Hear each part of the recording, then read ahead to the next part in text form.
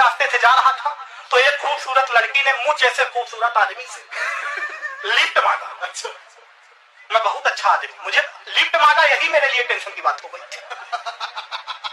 और मैं बहुत अच्छा आदमी, मैंने उसे लिफ्ट दिया भाई साहब।